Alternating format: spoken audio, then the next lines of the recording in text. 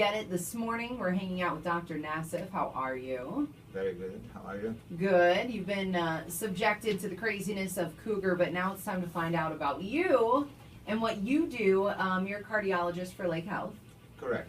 First question, and I have to know since I got this email yesterday, what's chronic total occlusion? Chronic total occlusion is a form of coronary artery disease. What I mean with that is a form of blockages that develops in the arteries that supplies the blood to the heart.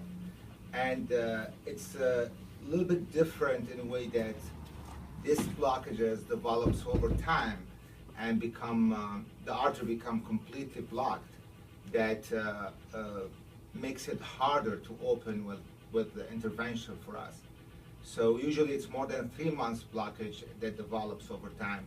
And people will talk about later more about the symptoms and risk factors, but it's just a form of coronary artery disease or cardiovascular disease.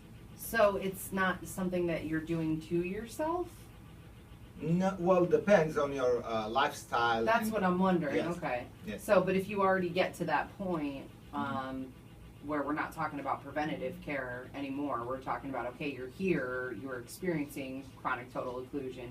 How do people know that they're having that problem? Is there a way for them to tell? Are there certain symptoms that they experience that they know that's what it is?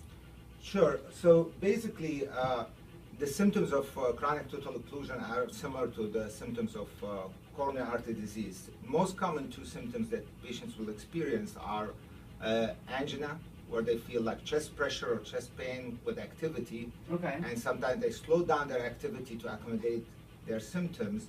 The other very common way of presentation, or we think about it, is when patients develops shortness of breath with activity. Mm-hmm. So more than chest pressure or chest pain, they feel out of breath. And some patients may have other health conditions like chronic bronchitis or COPD, and they could blame it on that. Oh. But, so sometimes become more tricky.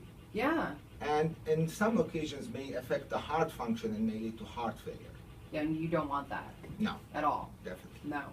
So let's talk about treatments so we can keep that from happening. Treatment that we try is with medications. And we try with anti-angina medications like to slow the heart rate, control blood pressure. So there are different treatment options.